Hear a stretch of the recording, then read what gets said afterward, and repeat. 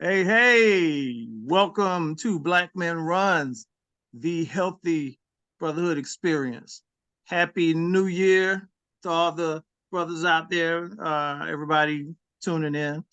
Our first guest for the 2024 New Year, straight out of Boston by way of Chicago.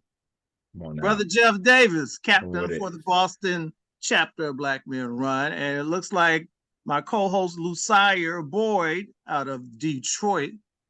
I think he's signing in Well, you were at as we 313. speak. Where's 313 at? They promised me 313 is 313 going to right represent there. today. Come on now. 313 is in the house.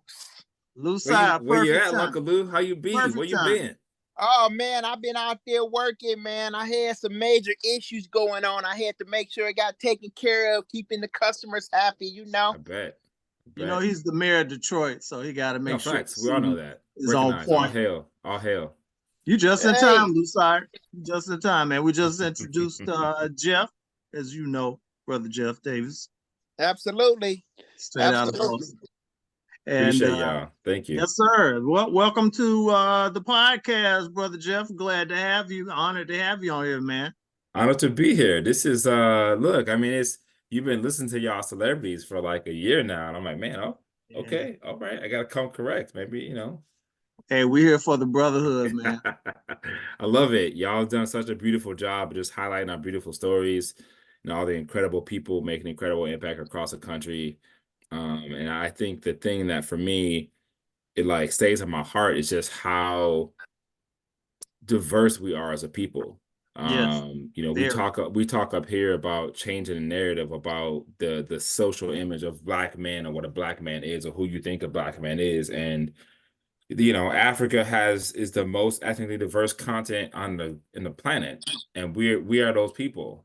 And We are so, those people. your stories in this podcast and the work y'all are doing, and shout out to the tech crew. Um, y'all just uplifting that beautiful diversity. So I'm honored to be here. Thank y'all for having me. Hey, man. Thank you. I appreciate that, man. I have dubbed 2024 the year of impact. We Okay. always say we're a network of influence and impact. We know, Mm-hmm. the influence. We're Mm-hmm. 10 years in. It's time to talk about the impact With a capital I. with a capital I, bold print.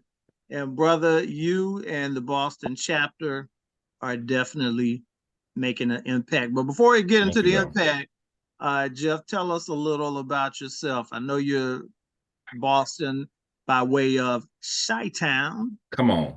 You Get the know what it is. pronunciation right too. Chi-Town. Come on now.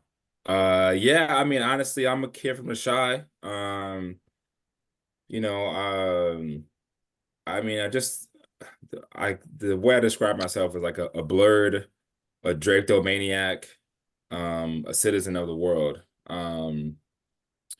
I mean, for me, I have felt like I have been searching my life to really just like reclaim my story.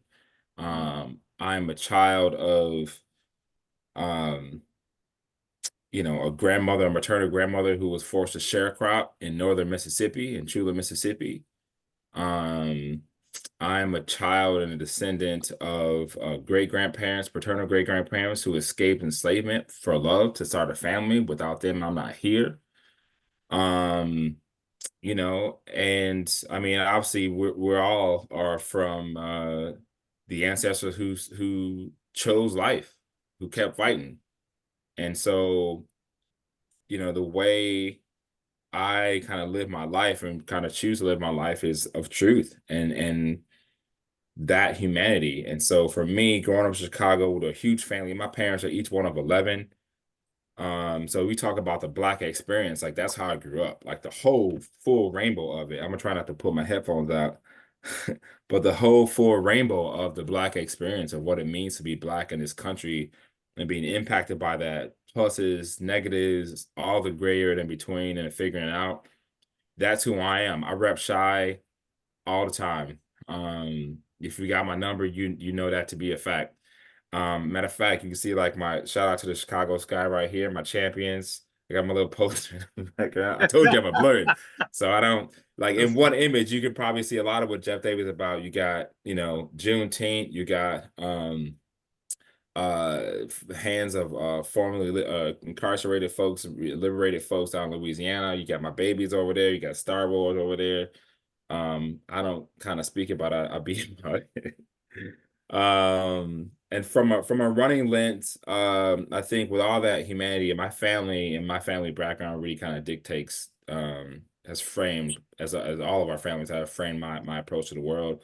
But I've lost loved ones due to health, substance abuse, alcohol abuse, violence, the system, pick one. And I've been running for 25 years, but it wasn't maybe 28 years. I need to check the math. Uh, but I ran in track. I was a 100, 200, 400 sprinter in track. I long jumped for a little bit. I mostly triple jumped. I made it downstate for triple and 400s. But I would say since like joining this brotherhood and starting BMR, I've only been running with purpose for 3 years. And that's really kind of the clarifying point I think that BMR has done for me and the impact it's had on my life.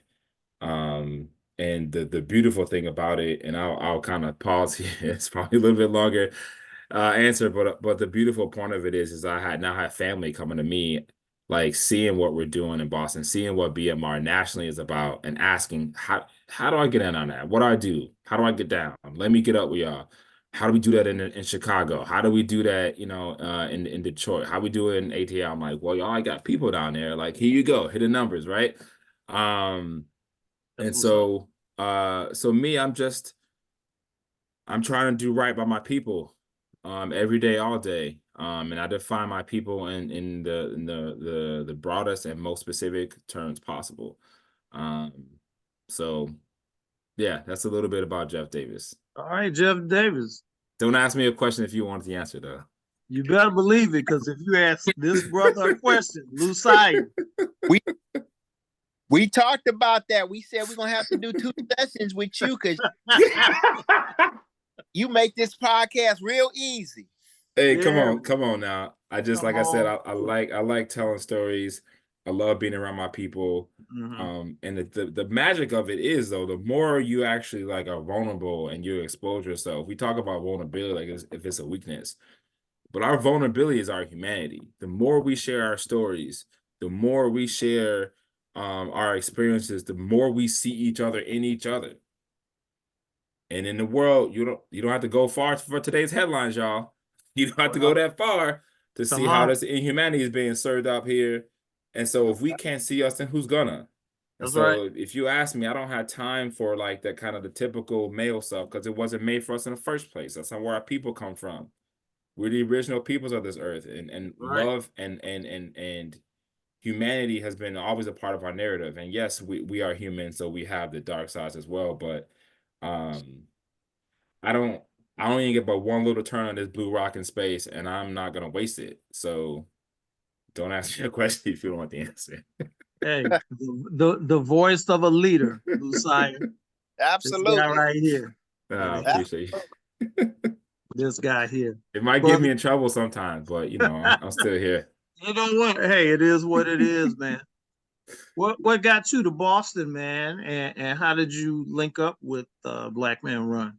Oh, that is a softball question and super easy. Because it's the same answer. This right here, for those that are on the audio, I'm pointing to my ring finger on my left hand. I met a girl in the Shy, actually right after I came back from living in Africa. I lived in Tunisia for about a year. Wow. It's back in 2005. Nice. Came back, I was broke, angry, doing America things. And feeling like an African citizen truly for the first time in my life. And like I said, I know he's not supposed to cuss, so I didn't have time for a lot of BS. Let's just say that I wasn't interested in the dating game. I'm tired of playing games. And I was really fortunate to meet my wife. And I wasn't expecting it. But my wife in the Shy. She got into this little community college nearby called MIT.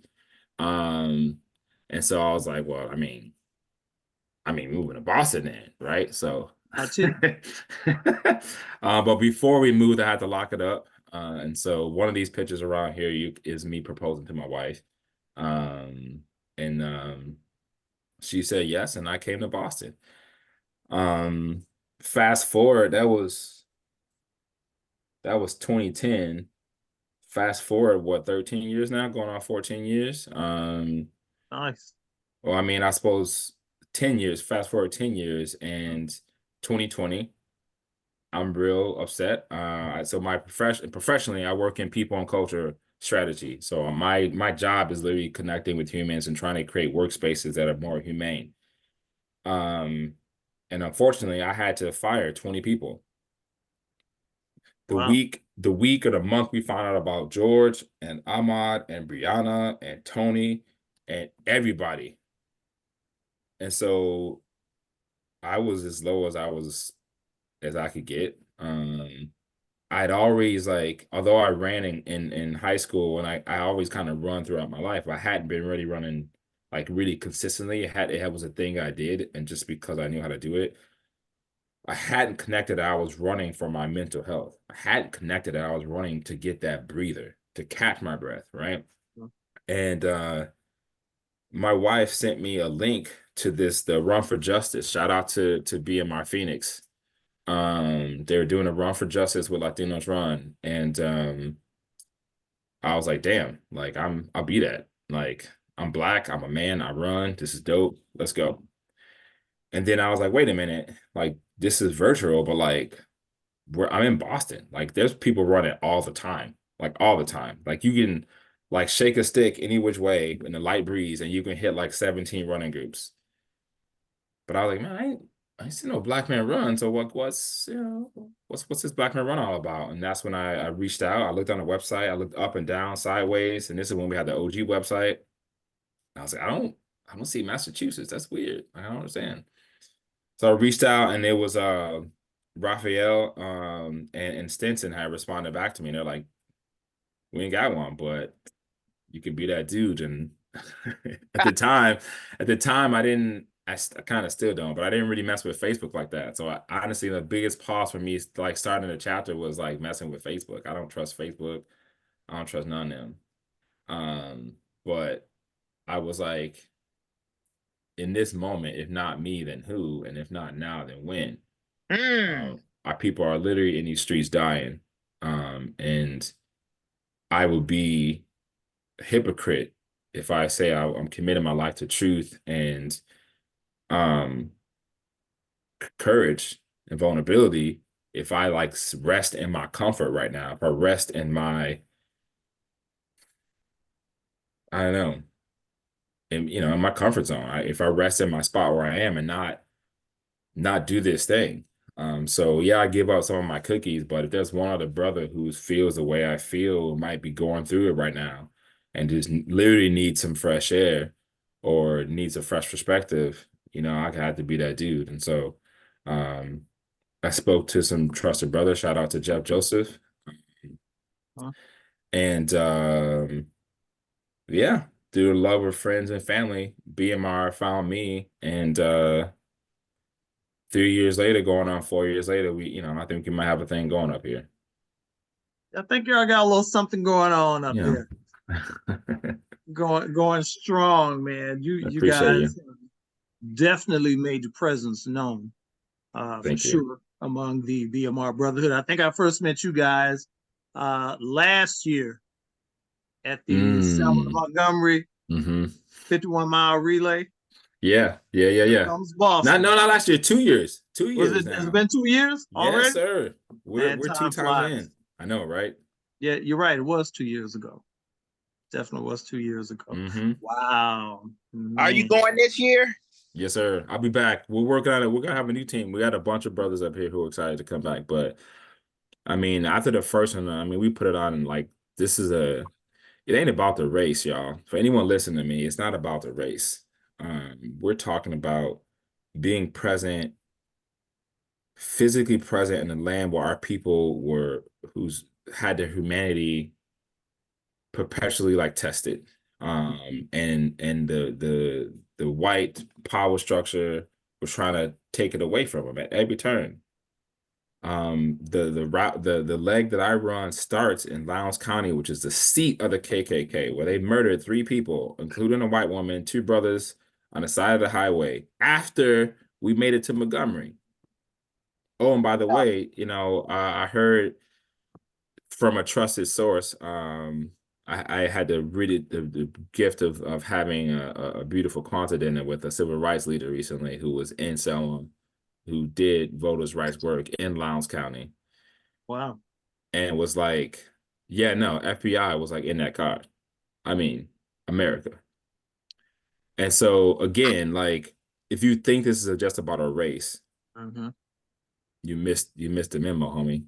Like, Man. it's so much more than that. And so we have to go back. It's a pilgrimage. It's a rite of passage. Like, yeah, Yes, it we're is. coming to run, but like, I never thought before, and like, no offense to my Southern brothers, JT and all y'all here, but I was like, why am I going back to the South? My people escaped the South. I ain't trying to mess with y'all. But you still in To America. Alabama, but I'm still in America. It's just a different recipe. That's all. It's the same recipe with different spice, right? Different region. Exactly. Mm-hmm. But I never thought I'd be telling people you need to go to Alabama. You need to go to Tennessee and Mississippi, Mm-hmm. Louisiana, Georgia, because of our history, because of our perseverance, because our people persist despite the system. Um, and so again, just to bring it back to BMR, I feel like this is such a powerful movement, the feeling of it. Mm-hmm. And I'm real talk, like I never been in a space as tantalizing as like 2,500, 3,000 of our people just up at a before dawn, getting it. The lion dancing, like it's like the only thing that would make it more black is watermelon and fried chicken. Like we don't look, it's so black, No, you didn't say it's so black. And I just Don't let me bring look, my. look, you can catch me on those steps. You can catch me on those steps. And the thing is, I love it because it feels like a family picnic every year, like the Yeah. biggest, greatest family picnic. That's Oh, where and by you. the oh, and That's by where the you. way, and we start that race on a bridge named after a grand dragon of the KKK in a Mm-hmm. town where they didn't want our people to survive and live. So you Wow. best believe I'm coming back because y'all never want us to be there in the first place. I'm bringing more of my people next year. Facts. We bring in 3 teams from Boston. Watch out for us. You better Oh, So I'm come. just saying, like, You better come. long story short, we're gonna be there, Lou. oh, I'll be there with you, man. Man, let me tell you something, Jeff. Man, I Yes, never seen sir. the Selma, man, till that Mhm. Monday when I got home. I said I gotta see this movie, Selma, and I saw that movie, man. I was just in tears and watching Mhm. that movie and saying, man, I was right there. It took them 5 days to make that journey, and we did it in a few hours. I was Mhm. Come on. man, I was sitting on my couch, man, and tears was just going down my face watching the state police beat all them African Americans, man, Come on on. that bridge, and just watching the movie, saying, man, I was on that bridge a couple days ago, man. It was just It's like, whoa, so powerful. And the thing, that's the thing, is like our people died. People were killed for walking for the right to vote. Mm-hmm. And we have, for those of us who have the privilege, because I mean, look, not all of us have the privilege right now to make that trip. It's a long trip. It ain't cheap. But if you can, and I just to the point about the tears, I feel like I had to speak to the men part of the logo. We got the black part, we got the rum part. We know that. I'm gonna speak to the men part for a moment because there might be a brother listening who's like, ah, man, I try to stop myself. I don't want to be too emotional. I don't cry in public or whatever. The truth of it is, I think when we allow ourselves to give into those feelings, we actually become more human. We take that is a rebellious act. And our ability to feel is our ability to connect with our ancestors and our people and the people we know that outside of our family, but people that look like us, that feel like us, and frankly, the people anywhere in this world who are oppressed. Feel me? Amen. Right? And so like there's a museum in Montgomery, the Legacy Museum Oh, I with went the there, Eco Justice Institute. Look, Mhm. look, that's dude. it. Look, Every I was there for 5 hours. 5 hours, okay? man, Ugly crying. I mean, ugly crying in the hallways. And I had learned more about our history of this country, about my people history, what we've been through, the legacy of enslavement to incarceration, and of the institution of America in 5 hours than I had in the previous 40 years. And so, like, you can't stop the waves of like annoying. And I tell you, when I left there 2 years ago, it was like I had the ancestors wrapped in a coat of invincible armor around me. I Because you love weren't that. going to tell me peep about peep. I'll give y'all the less colorful, the more colorful version later. But you ain't going to tell me peep about my people, about our struggle, and about our truth in this country, on this land. Nah. And so where I go, I don't care where we are, what language we speak. I've been to other countries, Spanish speaking, English speaking, German, Dutch, whatever, Flemish. Are we Africans? We got this kinky hair. You got the nose, bro. We Well, family. I had it. I mean, you still got hey, you still got Yeah, you still got the nose though. The nose ain't going nowhere. I'm just saying, you can't hide it. You definitely, can't hide it, definitely. Love my right? news. Love my But black news. come on now. Yes, sir. But it's one of those things where it's like, can we reach out our arms across the diaspora every Saturday when y'all come back up to Boston? Y'all need to come back to Boston now. Every Saturday, we don't run for races up here. We just run for us. We run for our life and our humanity. And every Saturday, you're gonna find just a little slice of pie of the entire African diaspora. We got brothers from Nairobi. We got brothers from Lagos. We got brothers out here from Cameroon, Ethiopia, and then we got brothers who up from enslavement, grew up from out in the Bay, myself in the Shy, Texas, pick one. But we're all sit around that circle together with our kinky hair and our beautiful dark skin. So, and all shades of the melanin. So the world does not get to dictate to me my story and who my people are no more. That's right. And so, anyway, yeah. So, But I got that from tears.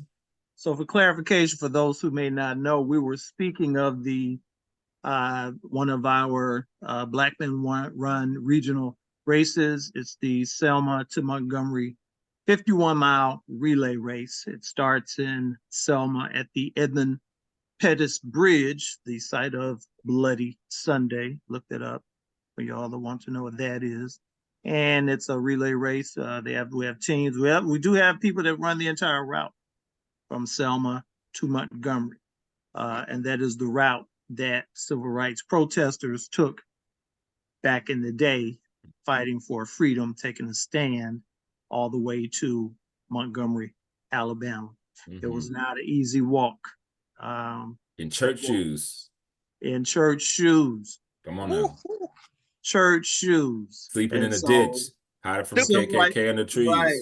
So our civil rights race series, this is one of their major races. You can look that up. I just wanted to throw that out there. And Boston definitely came and represented. Thank you. Took that spirit back to Boston with you. I did. I know you guys came down. Saw you here for the 10th celebration back in October 2023. Amazing. Glad to see you. It's amazing. So awesome. Much chocolate. It's like a chocolate river everywhere you went. It's everywhere. I mean, it's an ATL too, but like the BMR chocolate, it's a special chocolate, special dark, sexual chocolate. Can I say that? Yeah. People are still talking about it. Brothers are still talking about it. A lot of brothers still excited. Looking forward to the next big thing coming from BMR, which 24 is also the year of regional races. We won't have a national race this year for those who are, and we are putting out the national race calendar. It should be out before this podcast airs. Yeah, it's out. Check out your YouTube. Shout out to the BMR YouTube page. There it is. There it is. Same page that has this podcast. Mm-hmm. So yeah, that man, whenever I talk, I get excited when I talk to Jeff because he just brings it, man. And you know, and it's reflective also within his chapter, those brothers up there in Boston. You guys are heavily involved in your community. Thank you, bro. I was looking over, you know, everything that you guys were doing, and I wanted to kind of like do the bullet point, let you fill it in. Okay. Okay. You know, community health awareness events. You guys are involved in quite a bit there. I see Voices of Liberation, Mm-hmm. community fridge run. That sounds fun. Can you tell me about those events, man?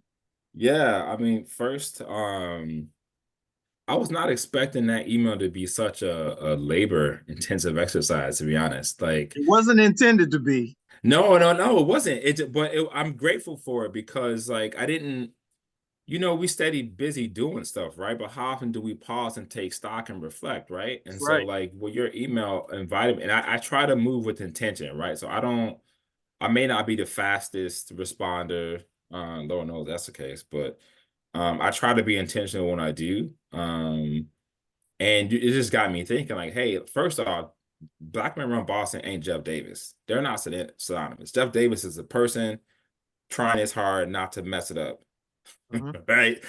But Black Men Run Boston is an institution. Black Men Yes, Run Boston is more than me. And if it was just about Jeff Davis, we ain't gonna last. It ain't gonna last. I like, and it wouldn't be to last if it was just around me and my ego and my thoughts. Um, and so from the beginning, when we started in the pandemic, we didn't have no races. We didn't have a history. And frankly, I wasn't interested in that. It was the healthy part of the values. Like I remember like just kind of pouring through like different sites and like looking up different chapters on Facebook, on a website, and we had three values, you know, brotherhood, like unity and health. Super dope. I'm with all of that. And I also know that as a runner, you don't get the choice but to think about or reflect on the dormant thoughts and feelings that come up. Like I mean, Lou, you're out here doing ultras, man. That's a whole nother thing. Right. So like you have a lot of time in your head, probably more time than you actually spent on your head before. And so for us, it was really about how do we like be present at an insular level for each other and a broader scope for the hood. So we run in Black Boston, period. And then outside of that, we run the city because, I mean, we built the damn thing anyway, so we're gonna run what we want to run. Right. And so aside from that, part of it was like creating space for brothers to come into it who don't see themselves as runners yet, right? I don't care if you walk, like heart disease is killing us. I ain't Usain Bolt. I ain't Elliot Kipchoge or anything like that. I ain't trying to be. But if I'm a dude with, I got kids, I got a wife, I got a family, I've got a sore IT band. Like I hurt, I bleed. If you hurt and bleed and you can move your legs, and if you can, even to our brothers out here with disabilities, but if you can get moving, get out, like that's the win. That's why. That's we talk about our runs, about why we run every Saturday. And so I say that because it's important, and I didn't mean to. I said I didn't mean it. Like I could see someone might read that list that we send off and be like, man, like Boston trying to stun on us, and like, nope. No, Boston is doing what Boston is I'm doing. just saying, objectively speaking, right? Someone could say that, right? Yeah. But the truth is, those community events are our races. Like when we run through the hood, like every week, someone is dapping us up. People getting out of their cars, people honking their horns, like past. What? It's like you see a bunch of black unicorns, and it's all love. Like anywhere we run, our people see us in the street, and they're like, "What are those?" Like it's amazing. And we also have brothers who are housing insecure. We have brothers and sisters out here, who are struggling with substance abuse. And we know, I knew enough to say, like, look, like, I'm assuming someone was doing this already. This is why I was surprised that there wasn't a chapter here already. I'm assuming that people are in these streets. Right. Boston is a very social entrepreneurial city. It's hyper social.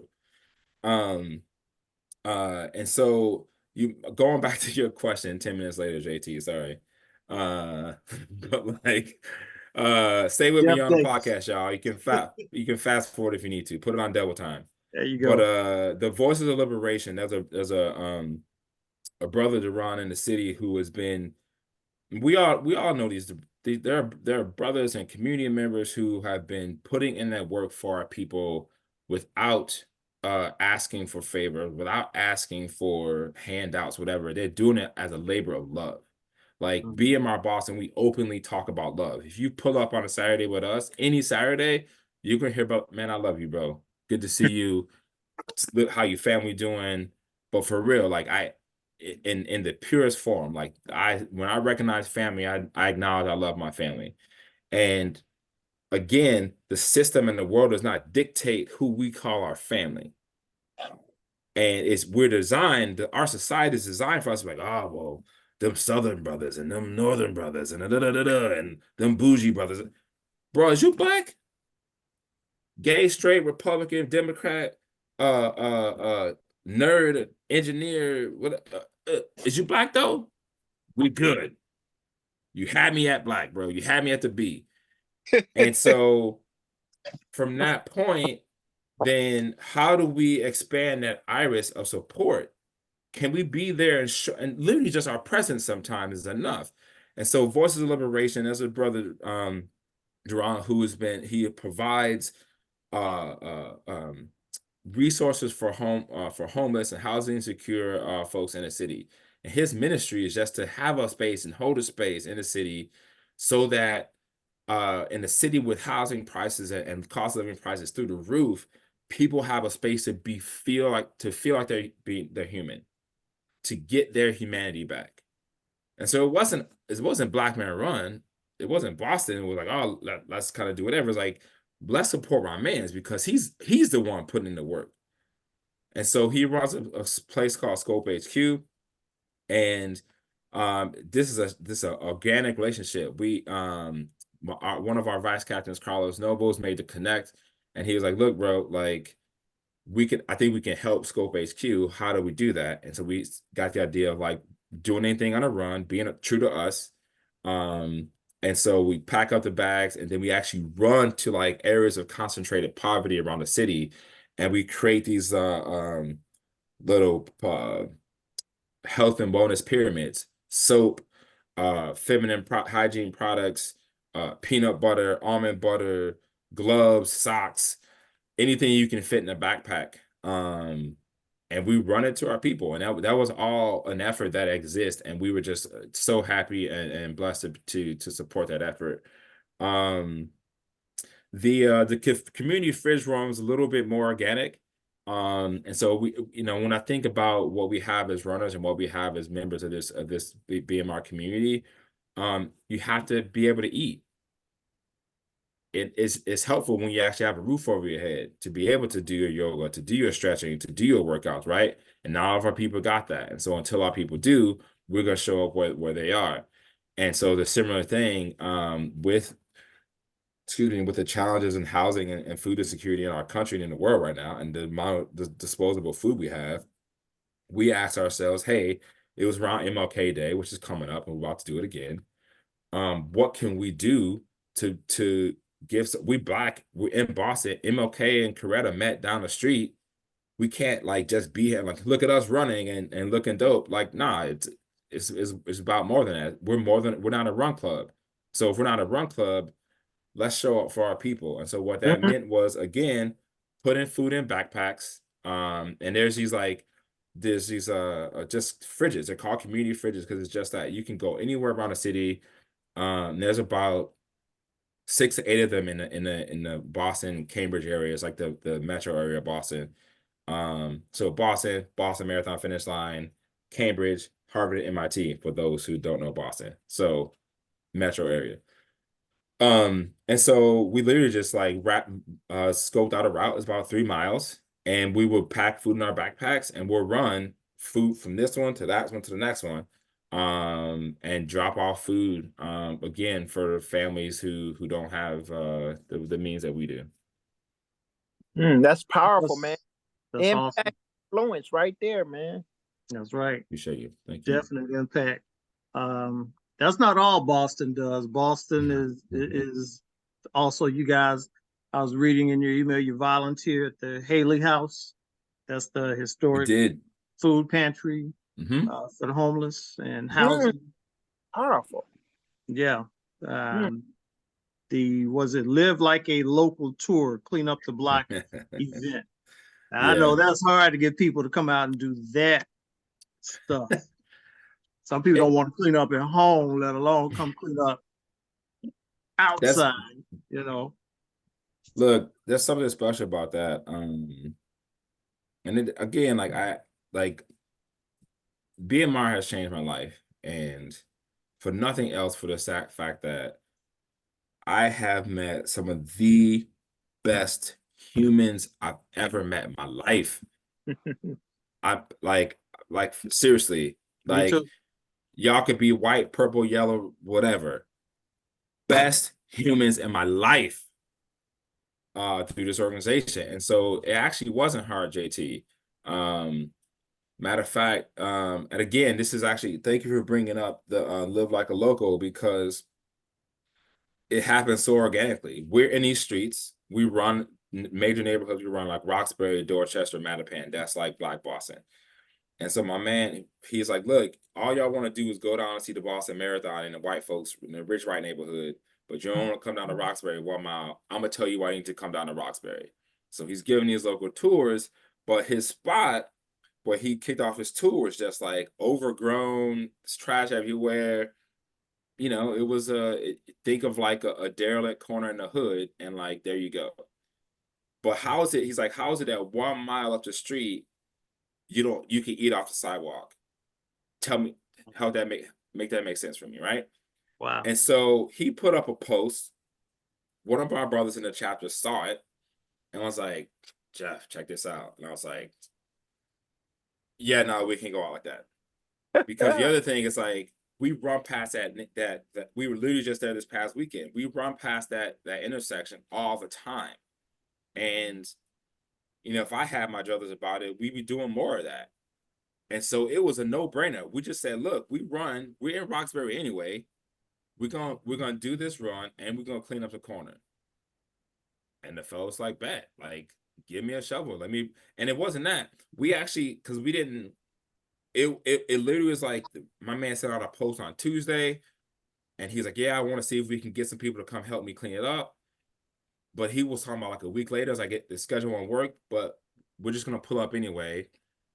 We'll do our part. We don't have to kind of move mountains. We can just, every little bit counts, right? And so we said we'll do it ourselves.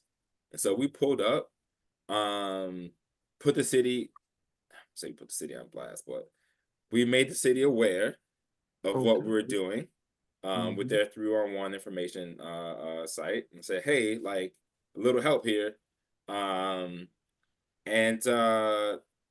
So he said on Tuesday, by Saturday we had our group run, and we just grabbed everyone brought some gloves, they brought bags, people brought shovels, people brought rakes.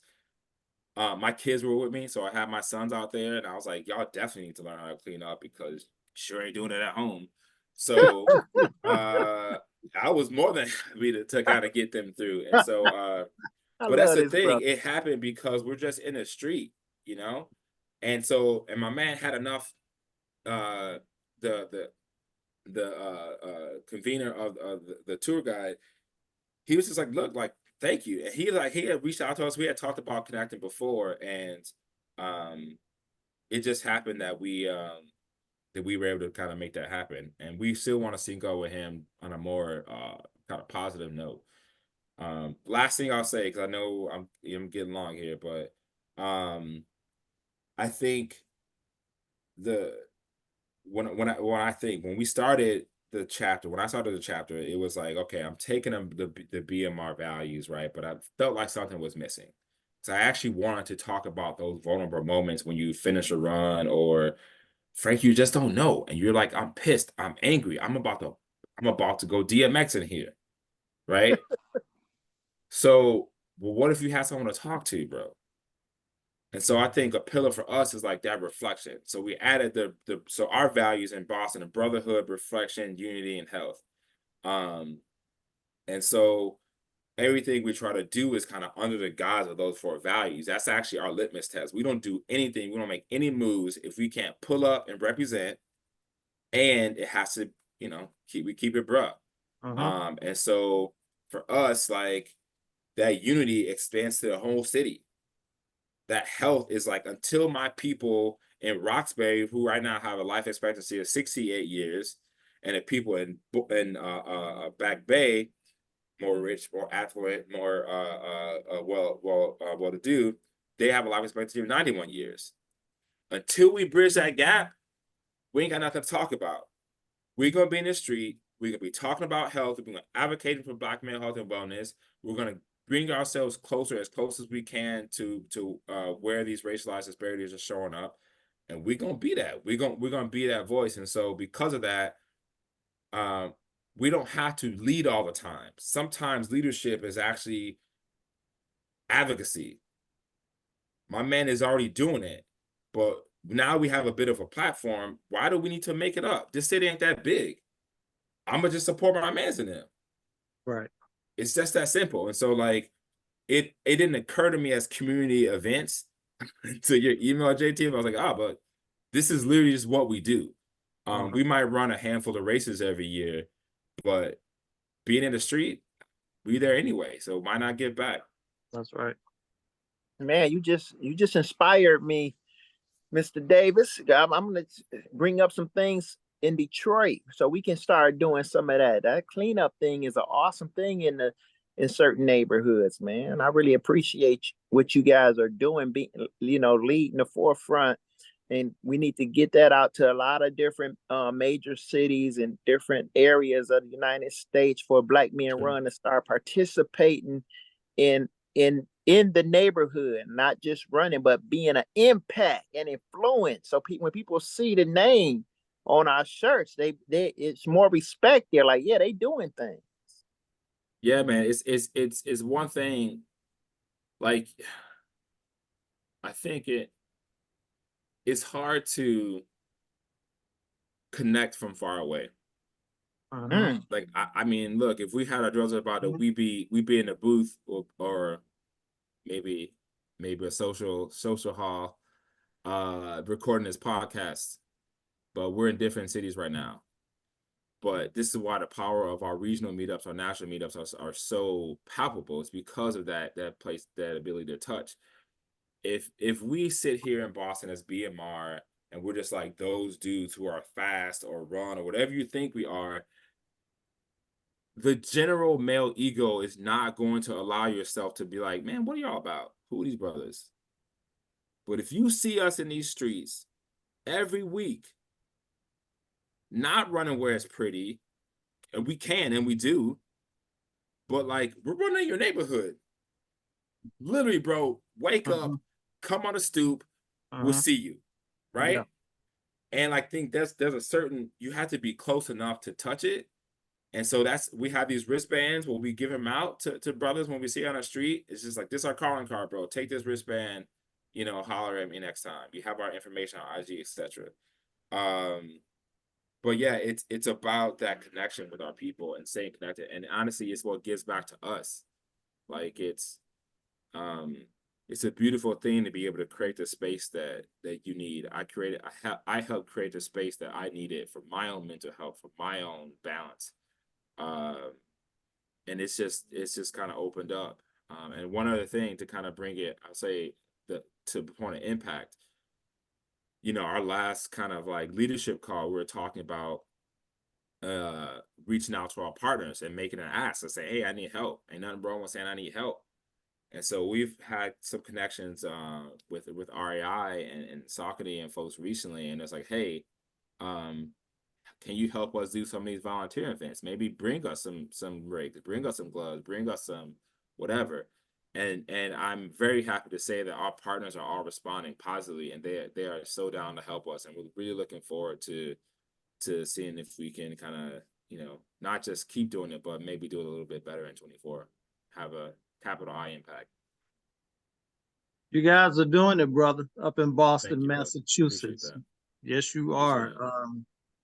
I'm very impressed, and I know you don't do it to impress people. You do it because of who you are and what's needed, and specifically who it's helping. People that look like you and I, for the most part. And Not I'm just proud of us. you guys. Very I'm proud. Thank you. Yeah. Thank you. Very proud. And there, brothers, there's a whole list of other things that Boston is involved in, man. It don't stop. I don't know when these guys sleep, honestly. That's not to shade anybody else who, you know, we all do different things. Every chapter operates differently. Again, this is the year of impact, and we are highlighting chapters and brothers in the Brotherhood who are making an impact. And hopefully that's also making an impact on you guys as well. I know it made one on me. Appreciate Lou? Thank you for coming on the show, Jeff Davis. We really appreciate you, man. What you doing is it's not being seen. We are watching you from afar, and we saying they doing it over there in Boston. You remind me of kind of like the guys over in the Denver guys. You guys got that energy over there. Yeah. You got energy like they Detroit got all the energy. We got Atlanta. some energy. Man, they take young people's energy up there. It's contagious. Yes. Well, we're gonna have to come to a part 2 on this one, seem like. I want all you out there in the listening audience to go as far as you can see, and when you get there, you can go a little further. And just to let you all know, you just experienced the Brotherhood.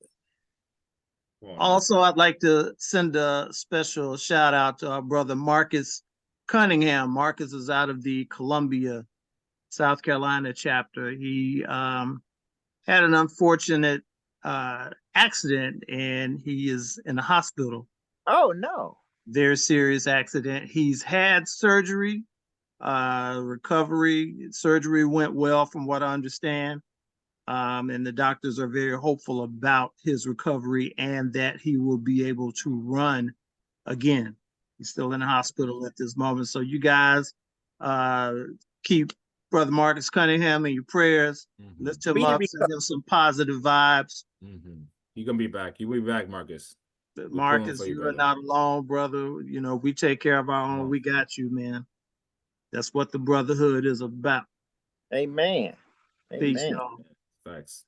Appreciate y'all. All right.